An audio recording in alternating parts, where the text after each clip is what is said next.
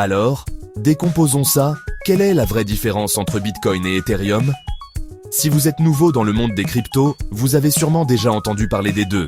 Ce sont les deux plus grands noms du secteur, mais ils sont en fait assez différents. Commençons par le Bitcoin. Imaginez le Bitcoin comme de l'or numérique.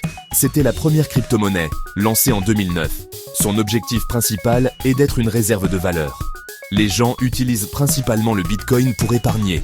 Les gens utilisent principalement le Bitcoin pour envoyer de l'argent à travers le monde. Les gens utilisent principalement le Bitcoin pour le conserver en espérant qu'il prenne de la valeur. L'offre est limitée. Seulement 21 millions de Bitcoins existeront. Il n'y en aura jamais plus. Il est aussi super sécurisé. Il fonctionne sur un réseau pratiquement impossible à pirater. Maintenant, l'Ethereum. L'Ethereum est apparu en 2015. C'est plus comme un gigantesque ordinateur que tout le monde peut utiliser.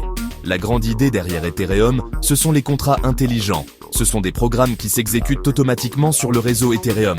Au lieu de simplement envoyer de l'argent, vous pouvez construire des applications, des jeux, même des entreprises entières qui vivent sur la blockchain. Voyez Ethereum comme l'App Store de la crypto. Voici un exemple rapide. Vous voulez faire un marché en ligne, mais vous ne faites pas confiance à l'autre personne. Avec Ethereum, un contrat intelligent n'envoie l'argent que si les deux parties respectent leurs engagements.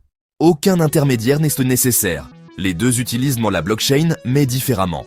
La blockchain de Bitcoin est simple, elle garde juste une trace de qui possède quoi.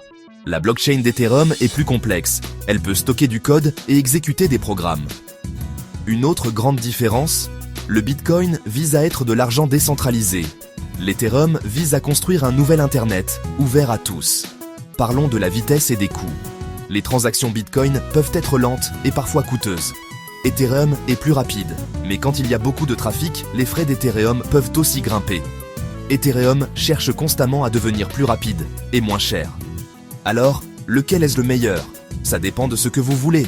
Pour stocker de la valeur, Bitcoin est difficile à battre.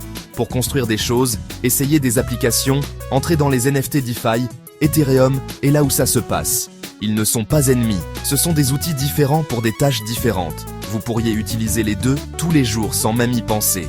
Maintenant vous savez. Lequel trouvez-vous le plus cool? Laissez un commentaire. Abonnez-vous pour plus d'explications simples sur les cryptos. À la prochaine.